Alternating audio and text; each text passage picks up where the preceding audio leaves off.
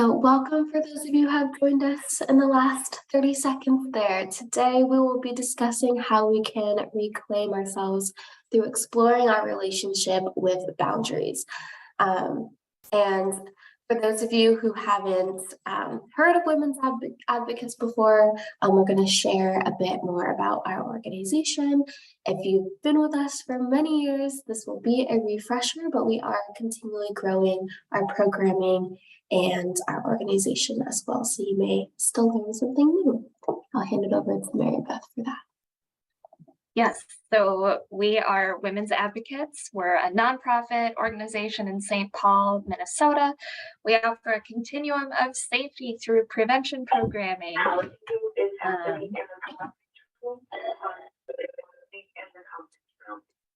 Our housing group is happening, which leads me to tell you that we also offer emergency shelter and advocacy services and housing stability for victim survivors of domestic violence. We started in the early 1970s as a legal advice helpline. When no-fault divorce became legal in 1971, we started supporting particularly women who were seeking divorce and legal name change. And we found that most of the people we were serving were experiencing abuse in their relationship and possibly experiencing homelessness by themselves or with their children. So the Women's Advocates founders wanted to create sort of a third option between abuse and homelessness, and that was emergency shelter.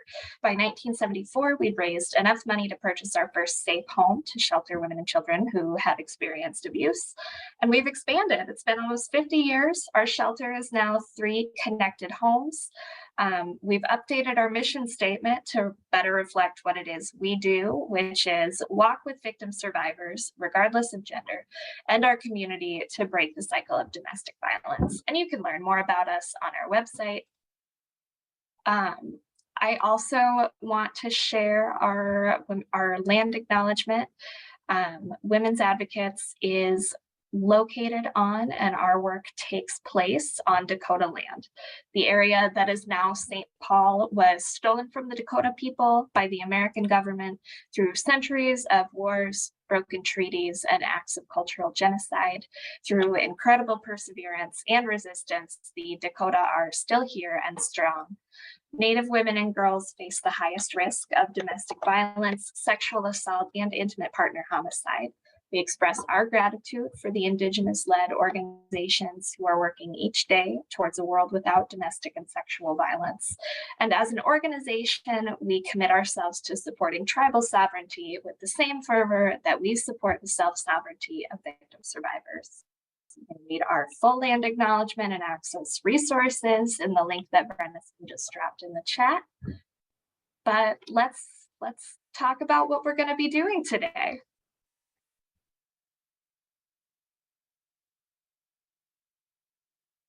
So we're actually going to start with a quick 90-second poll just to learn a bit more about what brings you here, and then I'll talk a little bit about the outline of where we're going.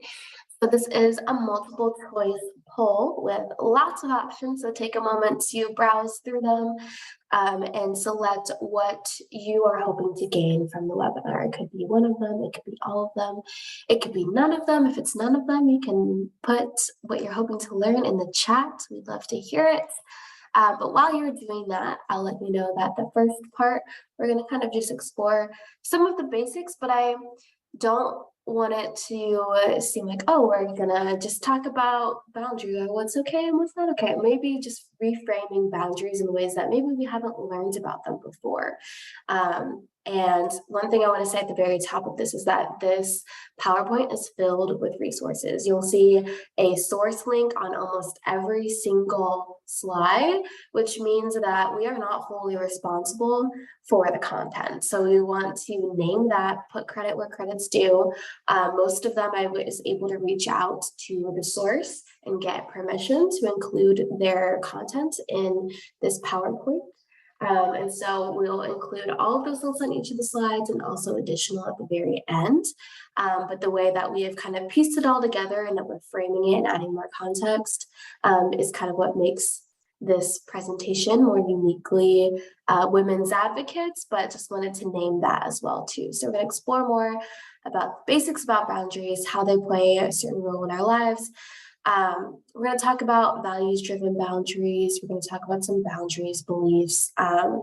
So you'll see that coming in just a moment. So I'm going to go ahead and end the poll.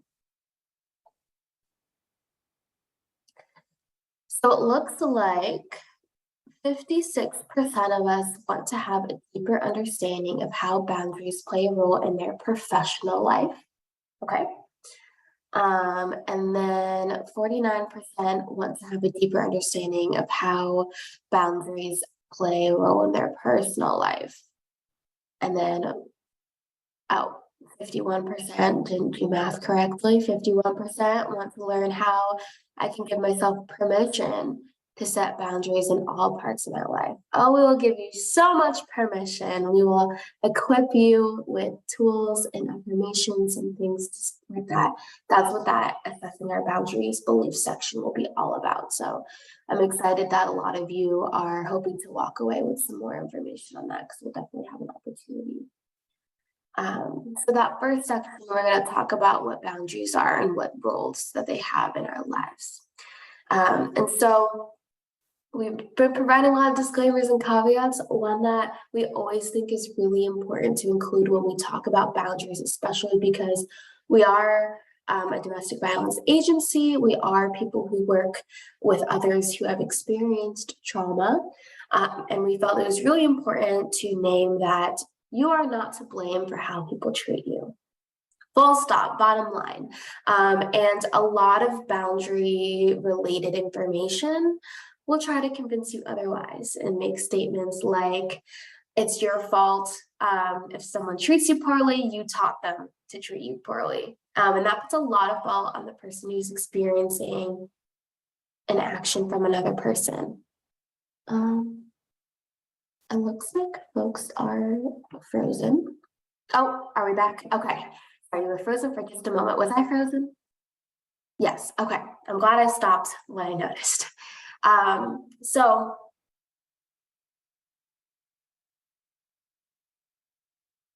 oh no. Okay. One moment.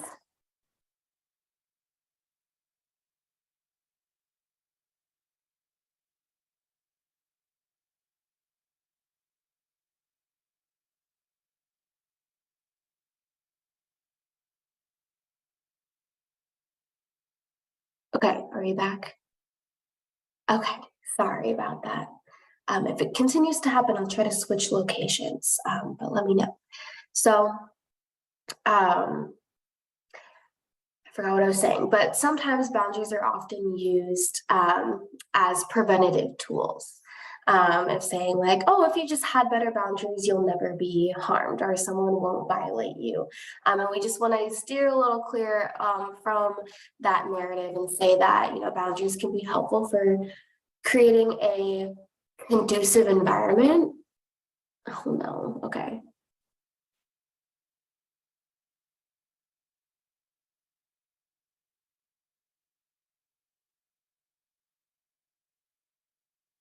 All right, well, Brenison is moving to a different location. I can cover this slide. But as she was saying, boundaries are usually, are a lot of times when we think about boundaries, we think about them as, or people promote them as preventative tools, with the assumption being implement these boundaries if you don't want people to disrespect you or if you don't want people to hurt you. And so framing boundaries in that way kind of puts the onus on the person who is setting the boundary that, like, if they haven't set a boundary, then they deserve to be disrespected or deserve to be hurt in some way. And we want to give a huge caveat that we do not believe that. We do not believe that you are responsible or your ability to set boundaries is the thing that keeps you, that like makes you deserving of respect. If you set a boundary and somebody crosses it, it's not your fault. If somebody is routinely violating your personal space or any sort of boundaries, like that's not your fault. You are never responsible for how or to blame for how people treat you. We think that even if you do have boundaries, like even if you do have boundaries or if you don't have a boundary, it's never your fault if somebody else chooses to harm you. Boundaries can be really helpful for creating an environment that is rooted in kindness and respect and shared power. But if people aren't acting respectfully to you, it's not necessarily your fault, or it's not to say that you deserve that. It is you are responsible for you're not responsible for how other people treat you. You're responsible for how you respond to how other people treat you, but you are not to blame for being mistreated. Being mistreated doesn't because you hadn't set a boundary doesn't mean that you deserve that mistreatment. Thank you, Mary Beth. I'm back, and this location has been a more reliable internet source, so thank you so much for your patience with that. We're going to launch into an activity. So before we kind of tell you our perspective on what we've learned about boundaries, we'd love to learn more about what boundaries mean to you and what words you currently associate with boundaries. So you can contribute to the Menti by scanning this code or going to this link that Mary Beth has put in the chat. I'll give you all a moment to get there, and then you can enter as up to 10 words that you associate with boundaries.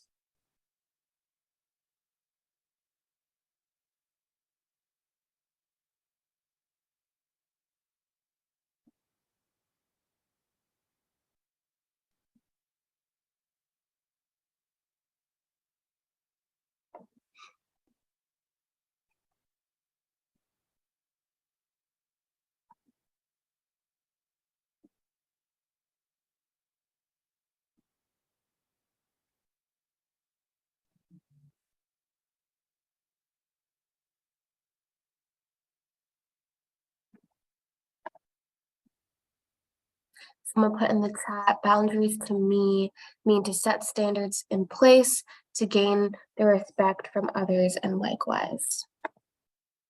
Thanks for sharing that. I'm going to go ahead and share what's going on in the Menti.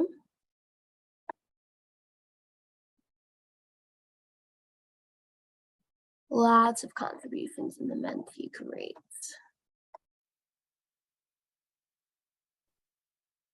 So the cool thing about the word cloud in Menti is that as the same word gets added, that word gets larger. So some of the most frequent words that are being put in what boundaries are to them and what they associate with boundaries are respect, limits, protection, safety, space, standards, love, self-care, no, trust, communication, healthy.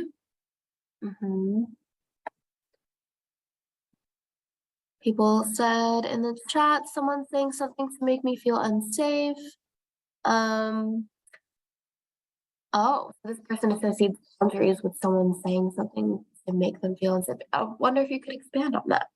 Are you able to zoom in a bit to read the smaller print? Absolutely. Let's see if this will let me do it. This is full screen mode. This is as large as it gets, unfortunately. Okay, seems to have helped that person. That's wonderful. I'll give about 30 more seconds in case anyone else wants to sneak other words. Any other words on here standing out to you, Mary Beth? Check-in sounds interesting. Difficult but worth it. Yeah. I think the communication part is I mean, it's small on the mentee now, but that to me is a really big part of boundaries. You can't expect people to honor your boundaries if they don't know what they are, right? So that's a good reminder to tune into part 2 of this webinar next month, where we go into how to communicate boundaries. Um, I'm seeing standards on here, which we'll talk about the difference between boundaries and standards in a little bit as well. Absolutely. And I like the respecting others' ideas, because that's also acknowledging that other people can have boundaries too, and being able to respect those as well. And Wonderful. ideas being intellectual boundaries, which we will get to in part 2 of this. Yes. You all are setting the stage for us so well. Okay. I'm going to return. I'm working with one monitor now, so that'll become very evident here. All right. So now that we all have a sense of what you all believe boundaries are and what they mean to you, here are some additional things to consider. So a lot of you mentioned healthy. So boundaries can absolutely be a gateway to healthy relationships. And we'll expand on this in a moment, but relationship can be with so many different things other than romantic and intimate, right? So we can be in relationship with people that we work with, people that we go to school with, people that are in our community, people that are our friends, are our family, lots of different, even relationship with ourselves, right? So being able to uphold our boundaries that we set with ourselves, where we're holding ourselves accountable, that can be huge as well too. Another thing that boundaries can be about is choosing discomfort over resentment. So making a decision between I might be uncomfortable saying no, or letting someone know a limitation, or other things that might make me feel uncomfortable in the moment, but would be temporary compared to the resentment I may feel if I say yes, and then the next few days I'm kicking myself wondering, why did I say yes to this thing that I knew I didn't want to do? Another is assertive steps that you take verbally and behaviorally to create a peaceful life. That's something that was really new to me, was thinking about boundaries as an avenue to peace. Because we'll get into this with the beliefs, but some of us grow up thinking boundaries are mean, or boundaries are for people who are distant. And when we think about what does a peaceful life mean to me, it includes healthy boundaries most of the time. Others are a safeguard to overextending yourself. We've had a lot of webinars about vicarious trauma, about burnout, compassion fatigue, and how boundaries can be a tool in our toolbox to kind of safeguard ourselves from that, of creating these systems of not overworking, not working beyond your work hours on a regular basis, things of that nature. Another thing that boundaries can mean is that it's a way to communicate acceptable and unacceptable behaviors in relationships. And that is something that a lot of you alluded to in the word cloud earlier, of like, that's what boundaries can do for me, is allow us to have a language of this is what's okay and this is what's not okay, which can be really tough for people who have experienced toxic or manipulative or abusive relationship dynamics. So we'll get into that a bit later too. Again, parameters for knowing what to expect in a relationship. There's Mary Beth, there's this really great quote about I think you know what I'm talking about. Something of like, clarity saves relationships. I'm sorry? Was it the clarity saving relationships? Right. Clarity can save relationships, because sometimes if we just assume that the other person knows exactly what we want and we never verbalize it, right? Then there's these unspoken rules and things, then we get upset when we haven't been able to verbalize it. Being able to set the parameters of like, this is what I expect from myself in this relationship, this is what I expect from you. And then there can be an aha moment of like, oh, I had no idea that that's what you were expecting. And then boundaries can also be a way to ask people to show up by upholding your needs. Again, if you find yourself being someone like, I'm always giving, giving, giving, and no one's ever, pouring back into me, it might be an opportunity to ask, well, have I been asking for what I need? And again, it can also be a way to create clarity and to also feel safe, right? And so we'll go into those a bit more, but I really appreciated everyone's contributions in the word cloud. It was great. So one of the bigger words on the word cloud was standards, which feeds into this slide really well. So boundaries versus standards. So they are different, but I do believe that they have a very, they're a little bit interdependent, I think, in the terms of they play a role within one another. Having boundaries can help us uphold our standards. Having standards can help us uphold our boundaries, right? I think that it makes sense that they can be interchangeable. But when we really break it down, there are certain things of this is a boundary and this is more of a standard and expectation of like the relationship won't even have an opportunity to start unless these standards are met. Whereas once the relationship has begun, then there are certain boundaries that can be set in place. So some examples are on the screen of someone, and again, if your standards are not the same as what's on the screen or your boundaries are not the same, that is totally okay. These are just examples.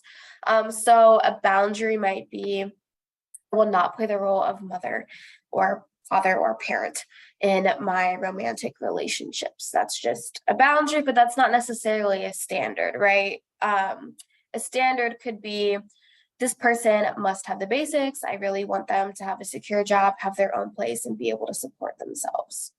Other standards could be like, oh, I want this person to be introspective and understand how to manage conflict in a healthy way. But a boundary for someone might be, I will not chase anyone for love, affection, and or attention. And if it's helpful for you to think of these things as vice versa, that's totally fine. But we just wanted to present these two as you're allowed to have both, right? You're allowed to have standards to let you know when to initiate a relationship or when,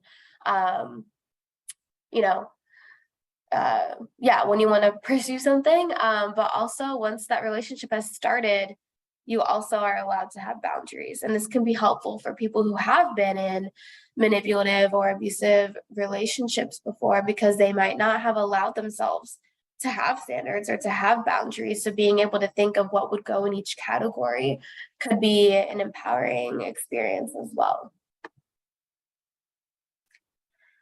So a little bit more about what boundaries sound like. They can sound like even letting someone know you've attended a webinar saying, I've been thinking about boundaries and there are some that I want to share with people I care about, including you. What do you think about this or that? Sometimes people like to explain like, and we'll talk about this more in part 2, but are there any boundaries that you would want in our relationship, and allowing them the opportunity to share before you share your own as well. So letting them know that's a two-way street, that if you're going to have an expectation for them to respect your boundaries, it goes both ways. Sometimes it can sound like, I need time to think about it. That's my all-time favorite one, is not immediately saying yes to everything. Sometimes that boundary can be just some space and some time to think through a decision if you want to make a commitment or an investment in something that you're being asked to do.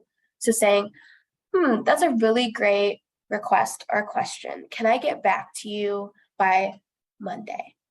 And that gives you some time to really assess and choose potentially discomfort of, maybe if you're an anxious person thinking, oh my gosh, they're not going to think that I'm a yes person anymore. They're not going to come to me with anything. If I don't say yes right away, there might be that temporary discomfort of being able to assess, if I say yes, will I resent this person for asking, or will I resent this person from taking away time that I could have spent doing something else?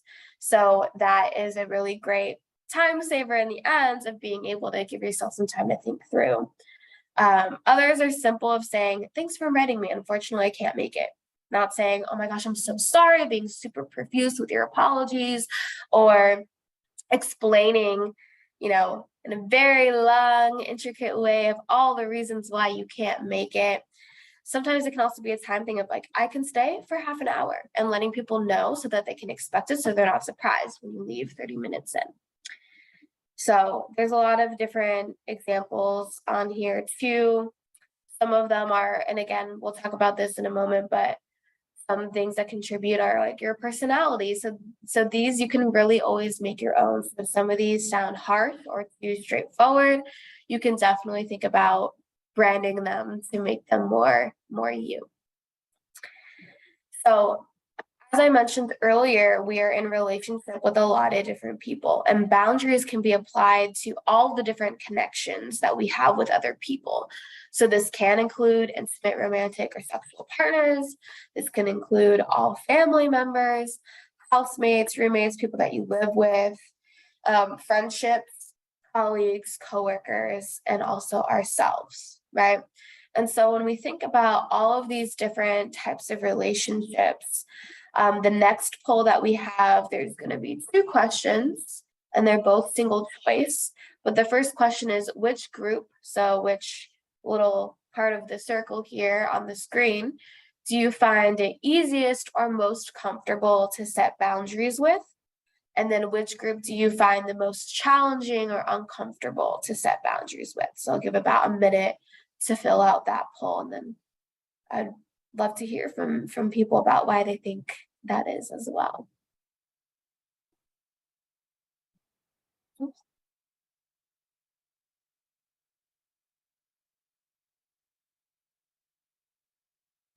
I would also be interested in any insight about how this may have changed over your lifespan. When you were a kid, trying to think about boundaries in that sense, I think that maybe for me, I would have said it's easier to set boundaries with probably my friends, and it was harder to set boundaries with my family when I was younger. And I would say now, ooh, see, this is tough for me to even think about too. I think it's more challenging for me to set boundaries with coworkers than it is with friends still. I feel like I'm pretty good with setting boundaries with my friends. But it's just interesting to think about. I think I can set boundaries with myself, but do I always uphold them? No, not always. Um, but that's interesting to think about, so like where you are at this point in time versus other points in your life.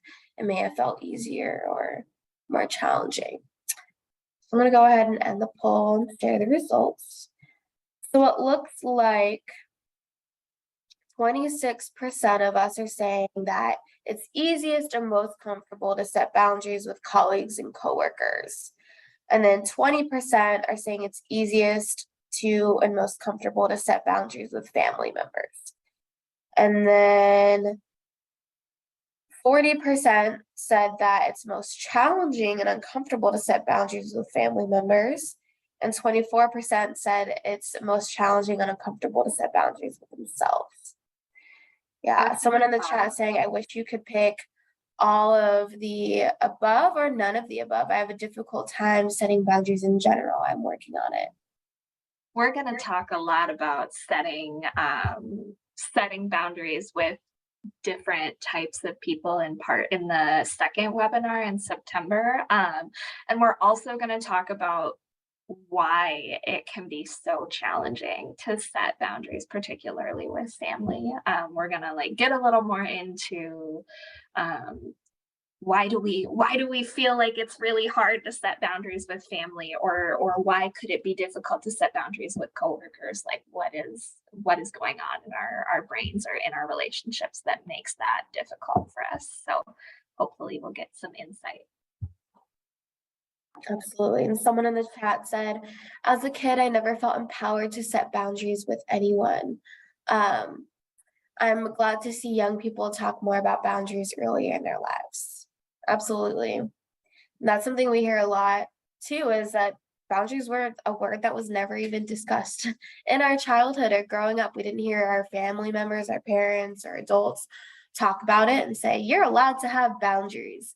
And so, if anything, a lot of cultural norms tell us otherwise and say we have to be people pleasers. We don't get to tell people what's okay, what's not okay. Other people in the chat are saying it's easiest to set boundaries with my friends. I have incredible friends, and many of them have also been learning about boundaries and going to therapy.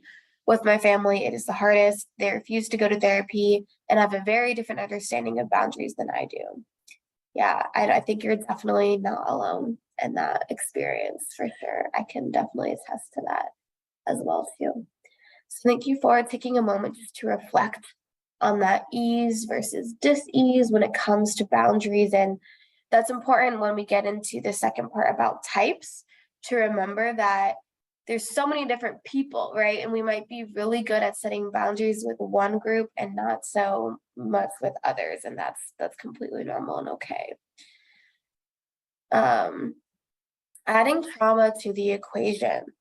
So again, since we are a domestic violence agency and we work a lot with folks who have experienced trauma, whether that was growing up in childhood, right? So whether that's, you know, experiencing childhood abuse or neglect, or experiencing emotional abuse or manipulation as a child, there's a lot of different things to consider with having experienced trauma, right? And we'll talk a little bit more about some cultural things too, but when someone has experienced trauma, which the definition we always gravitate to for trauma is that trauma is the effect of an experience or event that overwhelms our sense of safety, often to the point where the world, the future, or other people are no longer seen as positive or safe. So if something was traumatic to someone, oftentimes it does shift that worldview and that world perspective. And so when that worldview and perspective shifts, our ability to believe that we are deserving of boundaries, that we are deserving of respect, that it matters, can not feel as strong, can be diminished, can be transformed, can teach us different self-narratives about ourselves that maybe later on in life we view as not true. But in the moment, we might think, oh, this is what I deserve. I don't get to be someone who has boundaries or gets them respected. And so a result of experiencing especially interpersonal trauma, especially by someone that claims to love you and care about you, loose interpersonal boundaries or disrespected boundaries, that they're often a core component of traumatic experiences. And when we think about seeking out what's familiar, sometimes we do say, oh, okay, well, I'm used to this. I know how to navigate this, right? I have mastery in being able to navigate when people aren't treating me well. And some people are really good at that. Do they deserve to experience it? No. But sometimes they do find themselves in similar situations because it's what they know how to handle. And it can be confusing for people who haven't experienced trauma to know that being in healthy relationships or expressing happiness and being able to lean into happiness and joy and positivity can feel really foreign and really uncomfortable and really scary. And it can be very vulnerable to do. And so acknowledging that part of traumatic, especially with abusive relationships, having our experience decided for us by someone else, whether that's a parent, a partner, another family member, that part of healing can be about reclaiming that ability to decide our experience for ourselves. And so that's one thing to keep in mind here, where if you're someone who have experienced trauma, we might be taking these steps a little bit slower. There might be other considerations to take into account. So some of those are on the screen here. So done in a way that feels healthy, that feels supportive. Setting boundaries can feel very empowering for survivors. sometimes it can feel scary because we have a misunderstanding what boundaries are, especially if someone who was manipulative and controlling would categorize their behaviors as boundaries of, oh, this is what's okay, this is what's not okay. And if someone's always dictating that, and there's no room for someone to incorporate their own opinions, right? And that there's a huge power imbalance. Those aren't really boundaries, right? That's control and someone kind of using that. But if someone is, um, if someone, so then that begs kind of the question of, if you enter a healthy relationship and someone does let you know what their boundaries are, their alarm bells might go off and say, oh, this person's trying to control me. And that might not always be the case, right? And so being able to assess that can be important. As we mentioned a moment before, lack of familiarity with healthy boundaries. Maybe you never grew up watching anyone assert boundaries.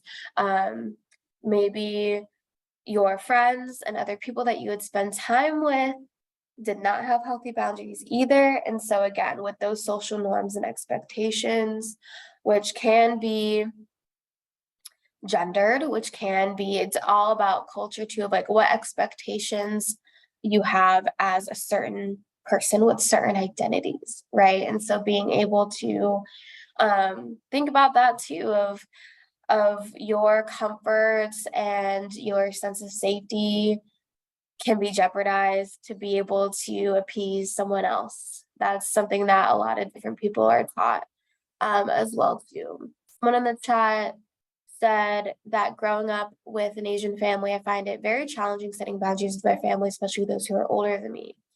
Yeah, that can be a huge challenge as well too, of being able to balance cultural values of respecting your elders while also navigating I deserve respect as well too, and how can we reconcile these two things to find a common ground.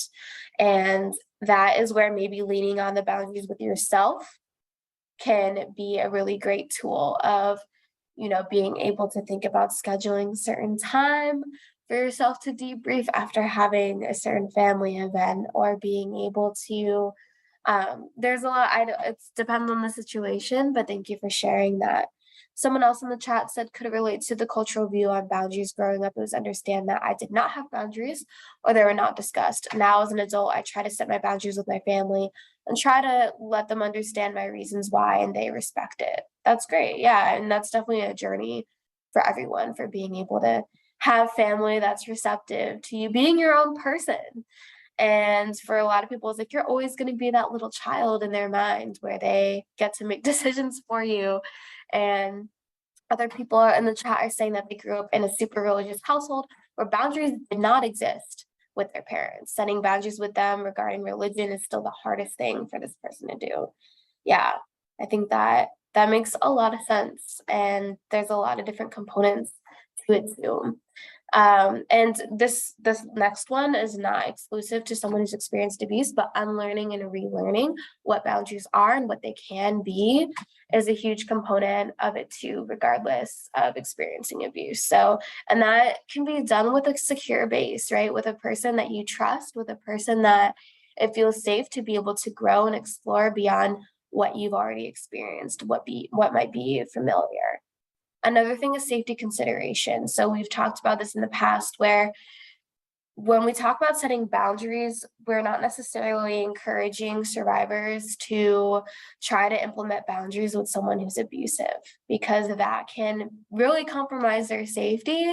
And oftentimes, boundaries mostly work where there is a shared power, right? Where there is not one person disproportionately controlling the other, because then we get into a territory of that person using those potential boundaries to justify their harm or to justify their actions. So safety considerations are always coming first. And if you feel like you can't set a boundary with someone because you're going to be unsafe, that is a cause for hesitation and assessment of what is the nature of this relationship, and is there something beyond boundaries that I need to consider in terms of promoting my own safety. And then we talked a bit about people pleasing, which can be a cultural thing. It can also be something as a result of someone experiencing abuse. Of if I it can feel like the safer option to appease, right? A trauma response of, fawn, of doing what you're told is absolutely a survival technique. And it's something that has kept people alive for a very long time. And so it can be difficult to unlearn that I am a valuable person if I'm not constantly people pleasing. So those are some things to take into consideration. And as we're talking about control, someone setting boundaries with someone who's experienced abuse could be triggering because the way that boundaries have been explained to them or implemented in their relationships in the past have been in a very demanding way rather than a respectful, collaborative nature that boundaries typically are. Demands are much different from this. So this is, again, you'll see the source button here. This is from the holistic psychologist. And she talks about the difference between boundaries and demands. And this is a really great graphic you could show to someone who has experienced abuse and say, hey, there is a difference. And if someone is saying that, they're giving you a command, you have to do this, you have to do that, say that's not necessarily a boundary. That's more of a demand. A boundary could be a clear limit based on your own needs. It's not, and the way that it's phrased is really important too. And oftentimes, boundaries happen when someone's emotionally regulated, right? When they're not activated in defense or in fight or flight mode. They're able to state this more clearly. It's not that it's emotionless, it's just that it's not made when our nervous systems are hyperactive. When we have access to the cognitive functioning parts of our brain.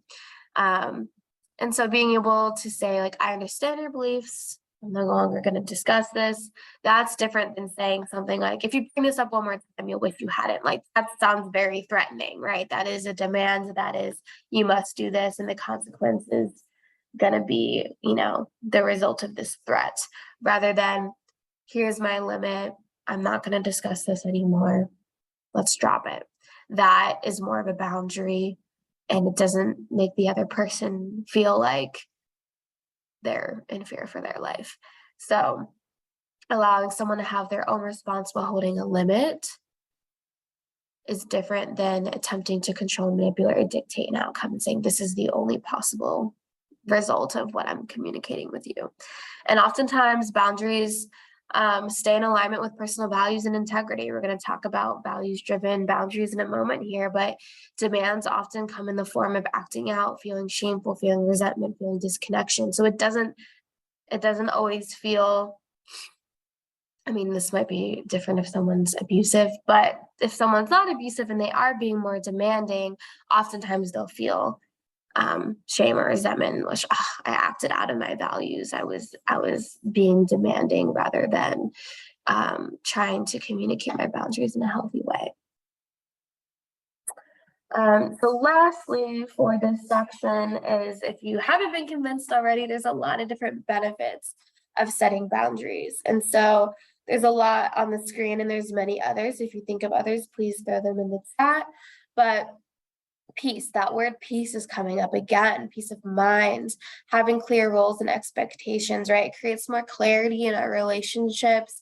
It also can soothe our nervous systems of knowing what to expect, right? Of being able to practice more emotional regulation, feel more securely attached to people when we have those expectations. It also oftentimes means that we have more time for ourselves to engage in self-care. It can lead to less frustration, less anger, less resentment, less burnout. It can increase our ability to be present in areas that matter to us, to honor our needs, to spend less time worrying about other people. I know that can be a huge one. There's this scene from New Girl, I have to share it, where Jess and Schmidt are in the car and Jess makes a comment of like, oh, all these rejections for these dates, they sound so mean. I don't want to hurt their feelings. And Schmidt goes, hurt their feelings? Do you just walk around all day thinking about other people's feelings? How do you get anything done? And she's like, it's really hard. So it makes me think about that, where Yeah, like you could spend less time worrying about other people, what they think, what they feel, what they're gonna do, and focus more on what you want and how you want to spend your time. And it's not to say you should never think about other people, but it shouldn't be right, like time consuming and something that is taking up all of your time and all of your brain capacity and inhibiting you from doing other things. Healthy, mutually supportive relationships can also be a huge benefit of having boundaries. Someone also watched the New Girl. Okay, I'm glad someone, one person, understood that reference. All right, I'm going to hand it off to you, Mary Beth. Great. Well, thank you for telling us all about the benefits of boundaries. We're going to talk a little bit more about specific types and categories of boundaries, and then we'll do a brief intro into values-driven boundaries as well.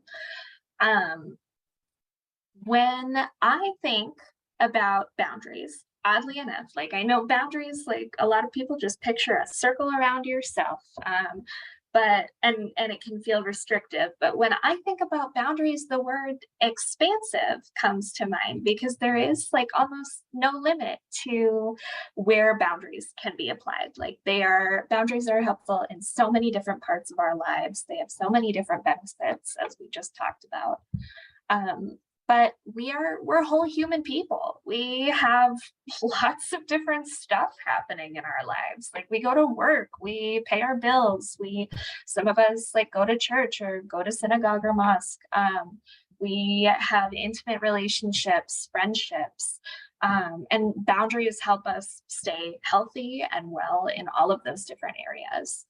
And our boundaries are going to look different from one aspect of our lives to another because not everybody has or deserves access to all of those parts of us. We are going to talk about that more later as well. But the first step to setting a boundary is recognizing that you need one in the first place. And sometimes that can be really hard if you are not like habitually attuned to your own feelings and emotions and recognizing what needs you have. It might be really hard for you to even recognize that you need a boundary in the first place. But some hints. Maybe you have a friendship or a relationship that isn't progressing the way that you hope it would. Or maybe you have relationships that are taking up way more energy than you want them to, or less energy than you want. You might be feeling a sense of dread about going into work or about catching up with a particular family member. Go ahead and put in the chat what are some emotions or physical sensations or social situations that make you think something needs to change here. How can you tell when it's time to set a boundary? What situations or what feelings do you have that kind of make you think, a boundary might be helpful in this situation? I'll give you a couple of seconds to put that in the chat. Someone says, when I feel disrespected, yes. Or too much pressure or stress being around a particular person. Yeah, that's always a great clue that boundaries might be needed here. Someone says a sense of exhaustion surrounding a particular person or situation. Absolutely. A lot of people are saying frustration and stress is usually, or discomfort is a good clue that boundaries are needed. Yeah, feeling unheard or uncomfortable, or if communication's not affected. Yep, that sense of dread. Absolutely. Those are all great clues that, hey, I might need to set a boundary in this situation. I'm going to talk about a couple more signs that it is time for boundaries. It is time for boundaries if these 6 things. Some of you mentioned some of these already in the chat, but there are a whole bunch of different experiences here that indicate that you might need some boundaries. And one of those is if you are asking yourself, am I doing this thing for me or am I doing this thing for them? So not being sure if you're doing something because you genuinely want to do it or because somebody else thinks it's a good idea or somebody else really wants you to do it. That means you need to think about some boundaries. There's also the guilt hangover. So that refers to like after you've set a boundary with somebody and you feel just terrible about it. You feel like you're a bad person for sticking up for yourself, or you feel like you shouldn't have set the boundary in the first place. If you're having a guilt hangover in response to setting a boundary, that does not mean that you should no longer set any boundaries. That actually means you need to keep setting boundaries. You got to keep working on that to get yourself comfortable with the fact that you don't need to feel guilty for setting boundaries. Um, you might also feel unseen or unheard. You need boundaries if you find yourself like continually dropping hints or repeating yourself over and over again to people and hoping that they get the point. But it's not really happening. They're not getting the point because you're not actually telling them what the point is. You're not actually setting a boundary. You're just kind of hoping that the person understands what you want them to do. If you are feeling burnt out because you've been doing everything on your own, you're a high achiever, but you're feeling exhausted and resentful and starting to question, like, why am I even doing all of this stuff for these people? Sounds like you might need some boundaries. If you feel like other people are constantly counting on you, like you are the go-to person for people's emotional issues, for your friends' relationship problems, for your coworker's struggles with another coworker, if you are the one who you think solves everybody's problems and you don't have time for yourself to recharge, you need some boundaries. Also, if you are working so much that your relationships are failing, or if you feel you're starting to understand that you're working too much, or your obsession with performing really well at work is getting in the way of you spending time that's not at work, that's another sign that boundaries might be necessary here. These all come from, let me take a look. These all come from Jessica Benstock, who has some work called Embodied Boundaries, and they're just check it out. It's in the source button, and you'll be able to see it when you get the follow-up email. But these are just some basic signs that boundaries are necessary. Okay, so we've talked about we need boundaries, but what kinds of boundaries are there? On the screen, you see a little snapshot from Women's Advocates Online Survivor Support Group workbook where we talk about the different types of boundaries. There are sexual boundaries, which include hard limits on what acts you are willing to participate in, as well as when and with whom. But even more than just what you're willing or unwilling to do sexually, sexual boundaries can also extend to like talking about sex or making jokes. For example, not wanting to talk about sex with people at work, or not wanting to like make sexual jokes in front of coworkers. That is a kind of sexual boundary as well. There are material boundaries, which if you've shared living space with anybody, you know all about those. Material boundaries are don't touch my stuff, for example, but can also include financial stuff like giving or lending money and expectations about when that's going to be repaid. Time boundaries, I'm going to place some special importance on those because we do not have unlimited time. Time boundaries are so important because they help you make room in your life for the things that you actually enjoy. When we talk about values-driven boundaries later, time is going to come into play because we want to make time for what we hold most important and precious and dear to us because we only have so much time. Physical boundaries can include making sure that your own personal space feels respected, and also that you're respecting other people's personal space. Like maybe you're a hugger, maybe you like to hug, but not everybody is, and just keeping that in mind. And then intellectual boundaries. You can set boundaries to encourage people not to interrupt you or to take you seriously. You can set intellectual boundaries to stop engaging with people that continually take credit for your work or people who laugh at your thoughts when you're trying to work through a problem. Intellectual boundaries are ones that surround you feeling like your words and your thoughts are taken seriously. And then emotional boundaries are really important, particularly for survivors and survivor providers. I'm thinking about emotional boundaries being like, how much about your survivorship do you share and when? What details of your feelings and your desires and what information about your past experiences do other people get to know? Not everybody needs or deserves access to all of your emotions and experiences. And emotional boundaries can keep you from sharing too much with people who are not going to be good stewards of that information. All right, so just like we have types of boundaries, we also have categories of strict, healthy, and lenient. Can you read the affirmation, Mary Beth? Yeah, let's read the boundary affirmation. Your ability to set boundaries is about having the courage to love yourself, even when you risk disappointing others.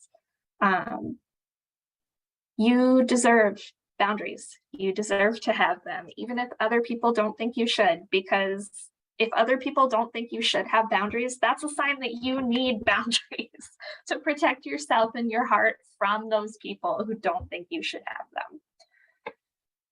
All right, so boundaries of all those types can fall into these three categories. They can be strict, lenient, or healthy. Somebody with strict boundaries might seem really closed off because they only warm up to or share personal information with people that they already trust. Folks with strict boundaries might also have very little wiggle room.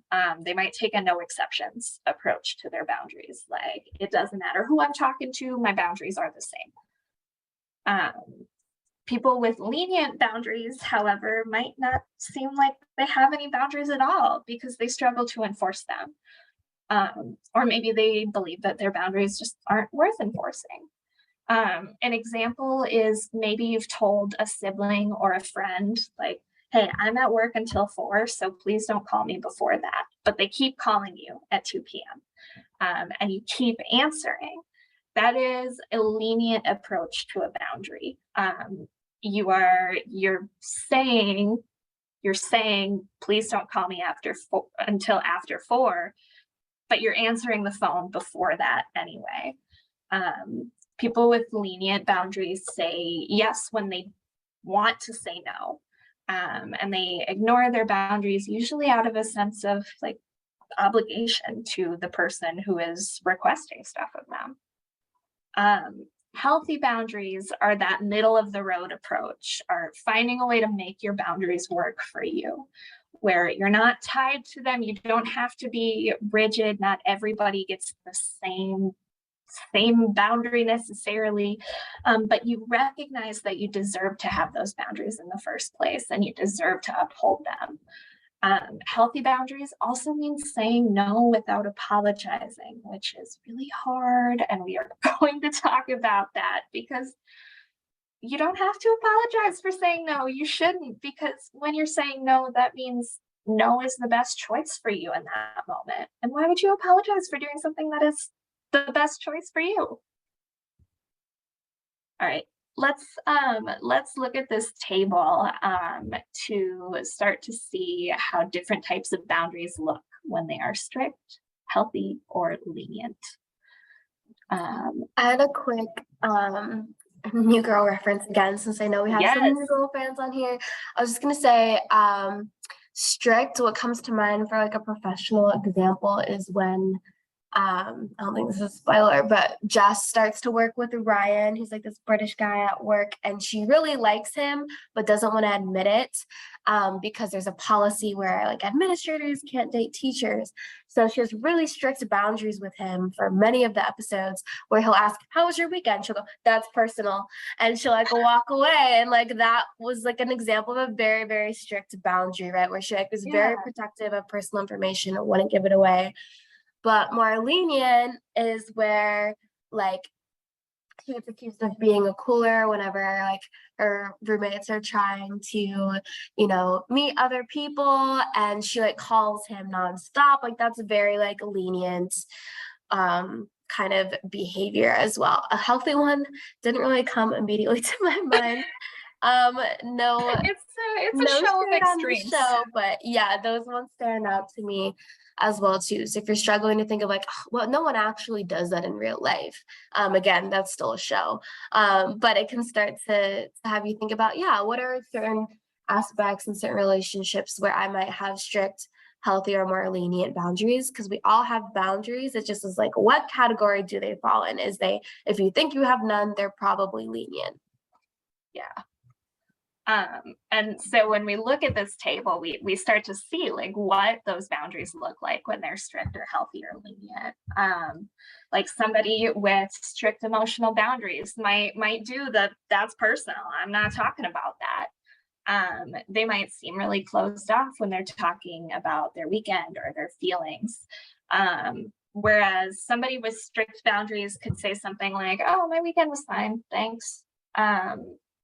And not really share anything more.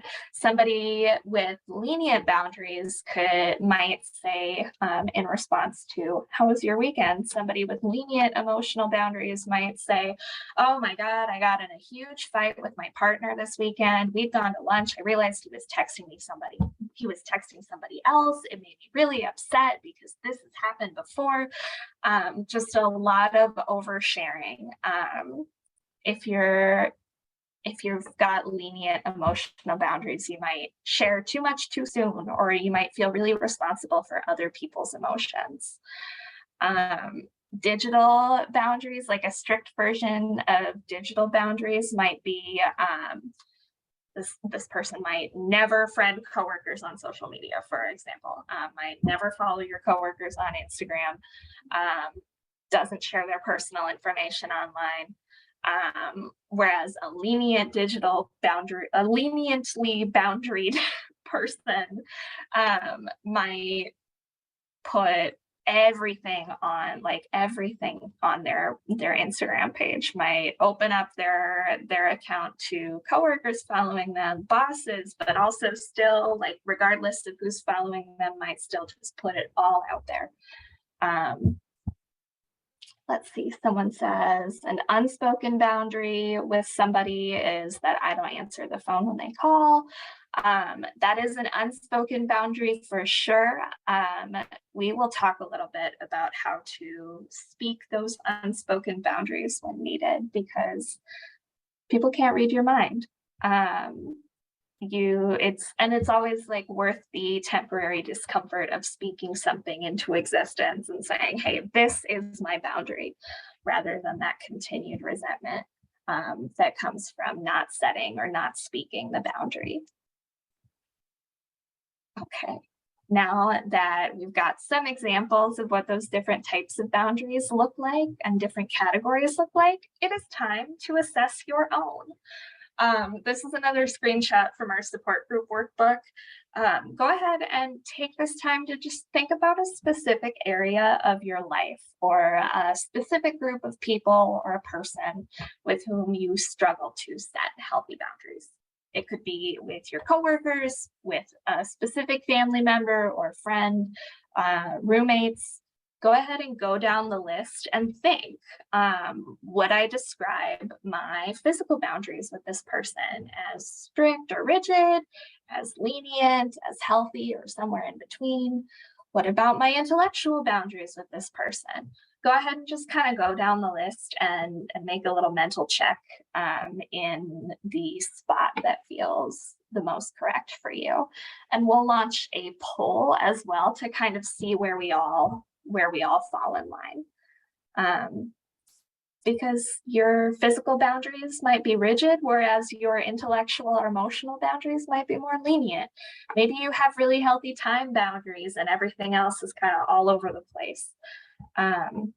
Strict boundaries in one area doesn't mean all of your boundaries are strict. So go ahead and think about that, and then I will launch a poll. After completing the activity, can you tell whether most of your boundaries are rigid or strict? Maybe they're lenient or healthy. Maybe they're a mix. And again, if you are thinking about it and you're thinking, I don't really have any boundaries, that probably means your boundaries are lenient. I'm going to just wait a little while longer for folks to do the activity and kind of think about where their check marks fall. If you have any reflections about who you were thinking about and what you were thinking about regarding your boundaries with this group, we would love to hear that in the chat.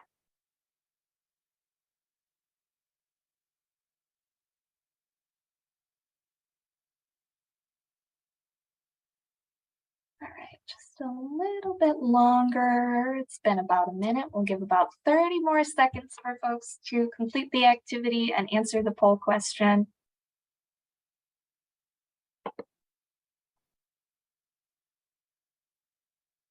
So far, we've got some mixes. I'm really excited to share these results with you, because they are a mix.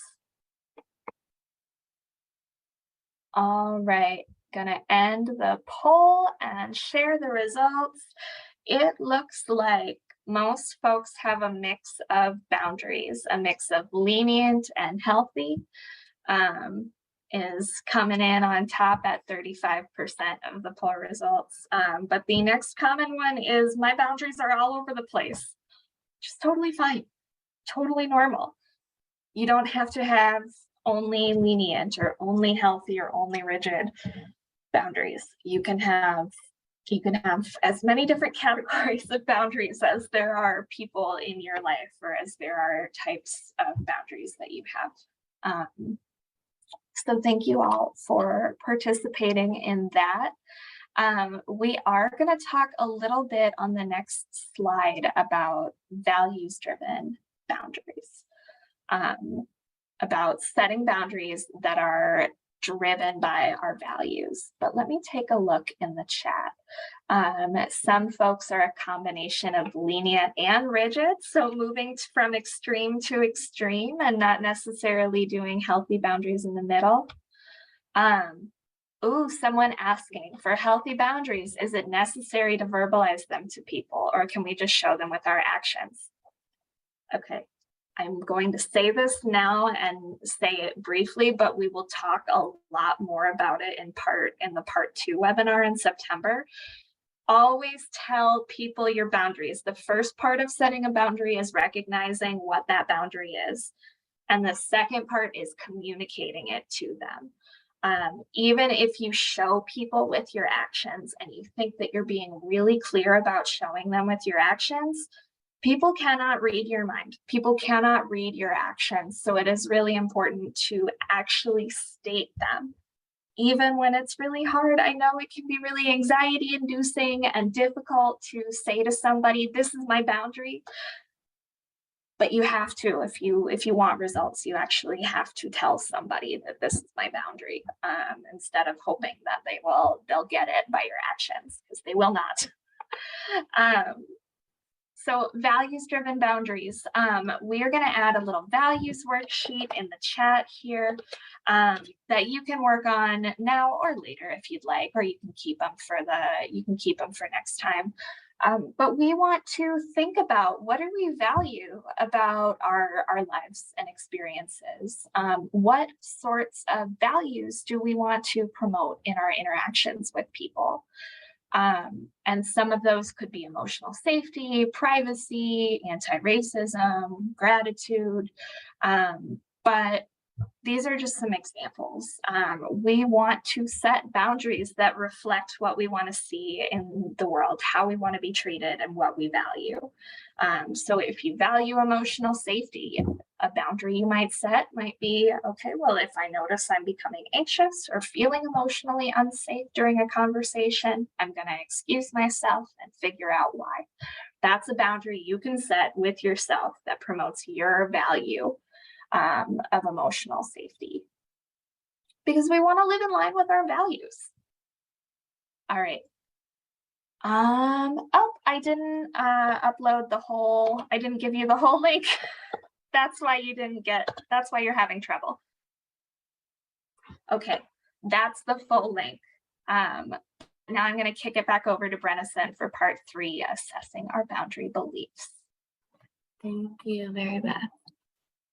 All right, so in terms of boundary beliefs, right? So we're gonna get into that here. I'm gonna start off with the poll, and this is gonna be about boundary beliefs. This is our last poll, so thanks for hanging in. It always gives us a lot of insight. Again, lots of different options here. Take a minute to read through them. As you're reading through, click on it if you do believe it. Don't overthink it. Just pick, if you believe it, click on it and scroll through. So I'll give you a moment to think about that, and I'll stay silent. I know sometimes people get anxious where it's like, oh, I'm missing information because I'm trying to read and she's talking. So I'm going to be silent for just a moment while you read through and indicate. Again, this is multiple choice. You can select more than one.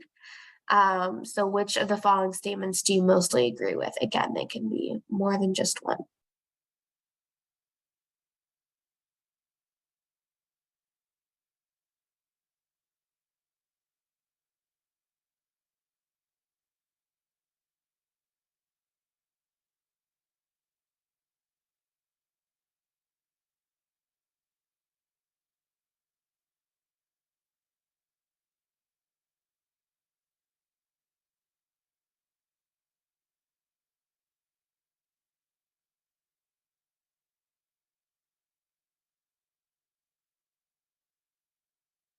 All right, I'll give about 10 more seconds. Lots of responses on this poll, so thank you so much for that.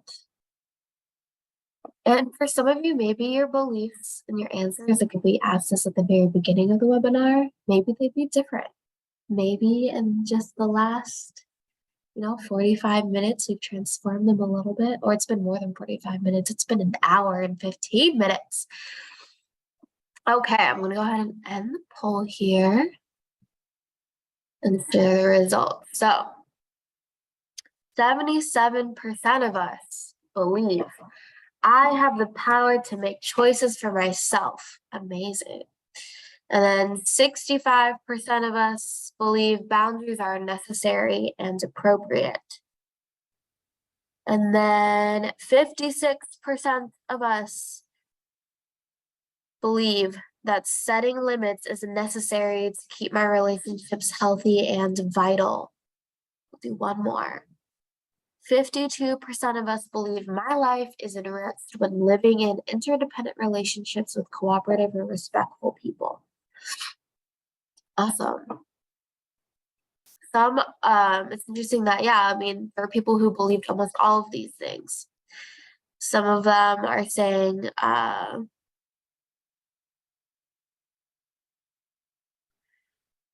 we'll keep it with that. I don't want to read out every single option, but that was really interesting. Thank you for participating in that. And on the screen, we'll see a bunch of circles. These kind of indicate different factors that influence how we interact with boundaries, right? So these are things that can account for our responses on that poll, right? Why we believe certain things. So it can be our sense of self, which can start to develop when we're a child, right? Of what we believe we deserve. That can influence whether we're hesitant or we're excited to set boundaries. Again, the trauma, abuse, neglect piece, that can always be a factor.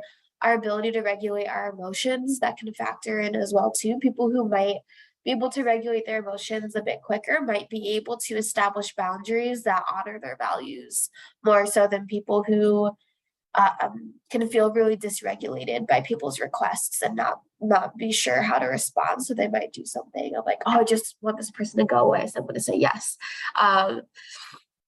Avoidance, moving away, gossiping, complaining, cutting someone off, all of those things can also be factors of how we think about boundaries, how we interact with them. Sometimes our boundaries can be more rigid if we do fall into more avoidance techniques as well too. What if, so anxiety is about like, what if this doesn't go well, or what if, all of those things. So being someone who questions all those different possibilities can interact those boundaries as well. That could lead to us, again, having more rigid boundaries of saying, oh, I want to have these systems in place, so I don't even have to think about the what ifs. I just want to say this is the standard thing. Or it could be toward being more lenient of saying, oh, I can't account for all of these things, so I'm just going to bend over backwards whenever anyone asks me to. Personality traits are another one too, in terms of different factors. There's plenty of studies about the big five, about your agreeability and openness, all of these other things, the attributes of your personality can factor in. It can be like, oh, it doesn't feel like me to set boundaries, or it does feel like me to set boundaries, and different kind of personalities as well. Family histories can also inform that too. If we have a family history of other folks that look like us or act like us, or kind of demonstrate and model how to do that, again, that can all inform those beliefs. So just having some compassion about where we're coming from and our journey to where we are now. So Mary Beth and I are going to take turns just reading off some quotes about what really incredible people have learned about setting boundaries, and things that we always like to include whenever we have a conversation with boundaries, because we think that they're so important. So I'll go ahead and start with Prentice Hemphill. They say, boundaries are the distance at which I can love you and me simultaneously. And Marlis DeVries says, the only people who get upset about you setting boundaries are the ones who are benefiting from you having none. That one's always a hard hitter. Brené Brown says, compassionate people ask for what they need. They say no when they need to, and they say yes. When they say yes, they mean it. They're compassionate because their boundaries keep them out of resentment. And our girl Brené Brown also says that daring to set boundaries is about having the courage to love ourselves, even when we risk disappointing others. Yeah, so take a moment if you want to take a picture of it. Again, it'll be in the PowerPoint slides as well too. But you're welcome to let those kind of soak in and think about if you've ever thought about boundaries in that way, and if they can be a way to kind of set you free to find your own peace with them too, and give yourself that permission that we mentioned earlier. Oh no, that's the very end. Sorry, I don't even know how I did that. So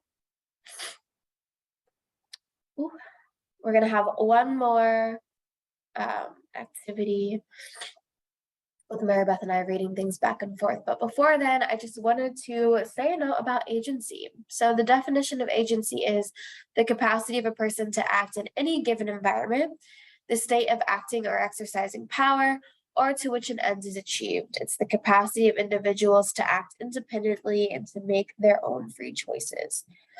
So we like to frame boundaries as a way of being able to reestablish your own sense of agency, which can be really empowering for people who felt like they haven't had that in the past, especially with our family, where we feel like, yo, you're a kid, you don't get to have agency, you don't get to decide, I know what's best for you, I'm the adult, I'm your parent, I'm your caregiver, I'm whatever.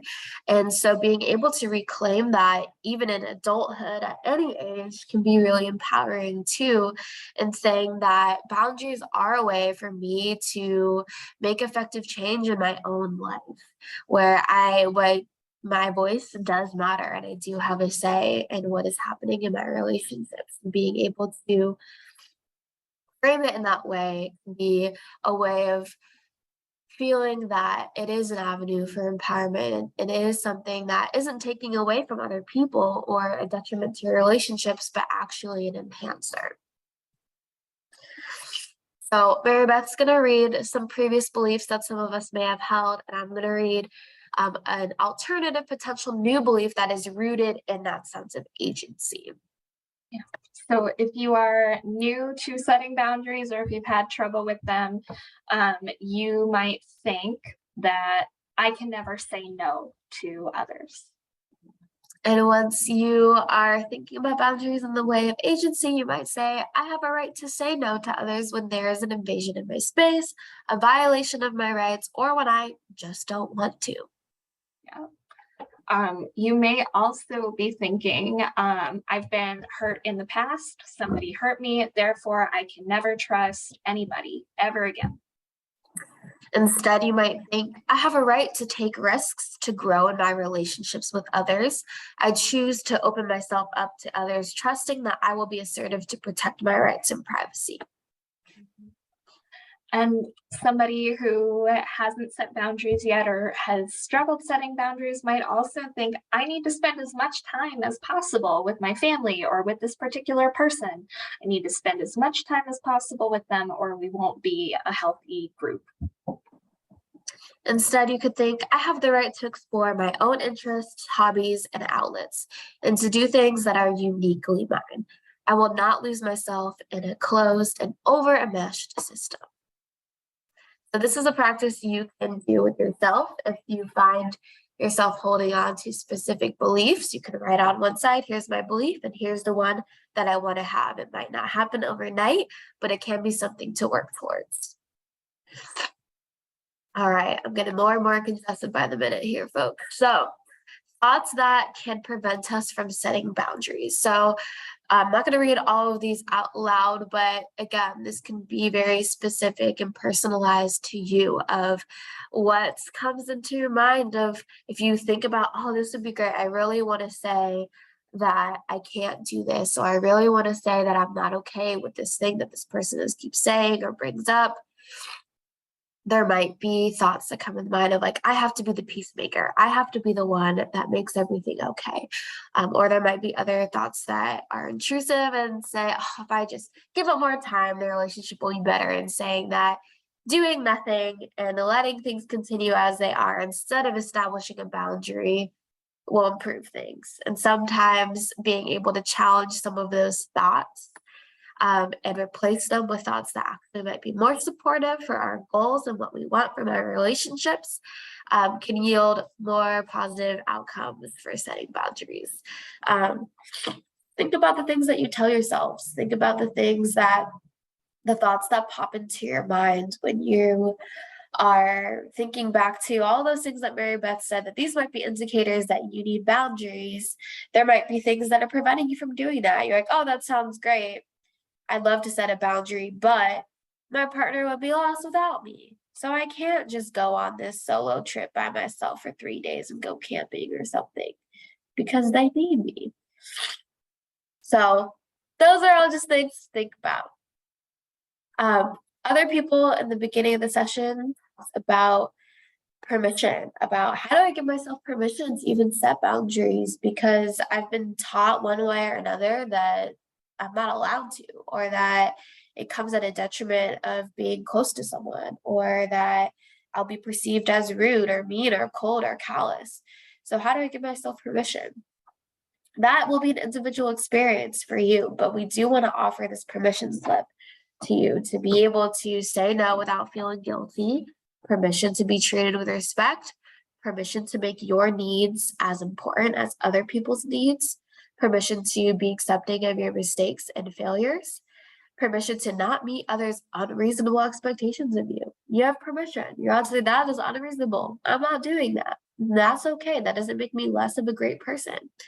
Permission to be able to let go of the need to maintain the peace or feel responsible for other people, right? So you can write your own personalized permission slip, but those are some offerings that we have for all of you. And some closing reminders as we end our time together today. You are a whole and complex human being. There are so many different parts of you. You are not reduced only to the times that you say no to somebody. You are more than all of that. Some boundaries are going to come easier to you than others. Physical boundaries might come easier to you than material or time. Even when you are hitting the rough patches or having struggles setting certain boundaries, be kind and be patient to yourself, because we're all different people. Some boundaries are going to be harder for us than others. Another reminder is find ways to conserve your energy and conserve your peace. You never ever have to over explain or over apologize about holding a particular boundary. You don't need to spend that energy explaining. You can just say, this is my boundary, or communicate it in a different way, which we'll talk about in part 2. And then our fourth reminder, boundaries take time. You are not going to become fully boundary expert overnight. So please be patient with yourself and with others. It does take time. And with that, ending domestic violence takes all of us. It includes us. Maintaining healthy boundaries with the people we love, shifting away from victim blaming for if our boundaries are violated. We don't want to blame ourselves for that.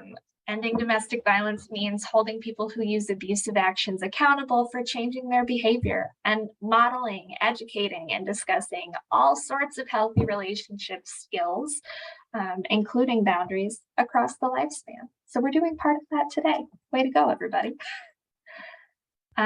We have a whole bunch of different resources available to you all, including our crisis line, some sexual assault hotlines, Violence Free Minnesota, Day One Minnesota. We also want to give a special shout out to the book Set Boundaries, Find Peace by Nedra Glover Tawwab. That is one that really influenced us in putting together this webinar. There are a whole bunch of resources. They will be available to you in the follow-up email, and also in the PDF of all of our PowerPoint slides. You can get in touch with us in all of those different ways, crisis line, admin line, website. You can check out our upcoming events. We are also hoping that you could please fill out a survey. I'm going to put that in the chat real quick for our post-webinar survey.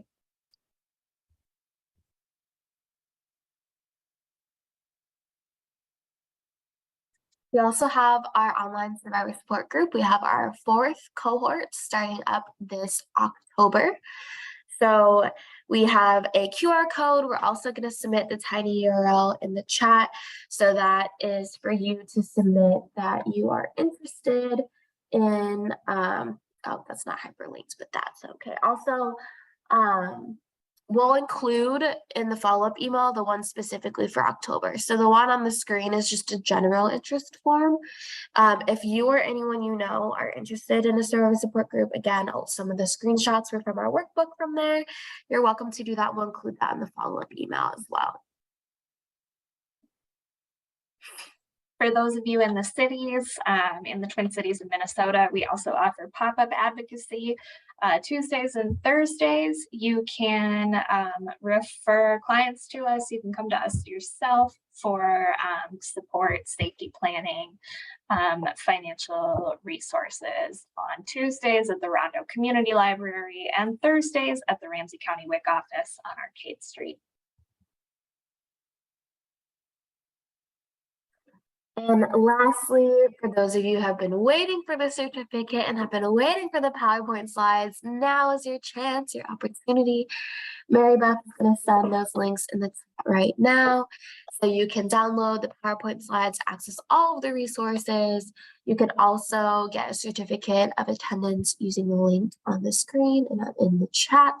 It's downloadable, so you can enter the date and your name. So if you're watching the YouTube recording right now, you can do that. You don't have to email us.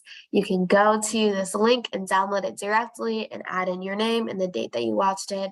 And most of the time it qualifies for continuing education credit. Thank you so much. Mary Beth is also going to put a link in the chat to sign up for part 2. So this is more of a introductory webinar to boundaries. If you want something more applied, where we talk about integrating boundaries and communicating them and those kind of action steps, you're welcome to register for part 2, which is happening on September 13th. So that registration is in the chat, and it will also be in the follow-up email as well. Thank you all so much for showing up, for participating. We really hope that you found it valuable and beneficial to you and your life and other people that you support. I'm going to go ahead and stop the recording.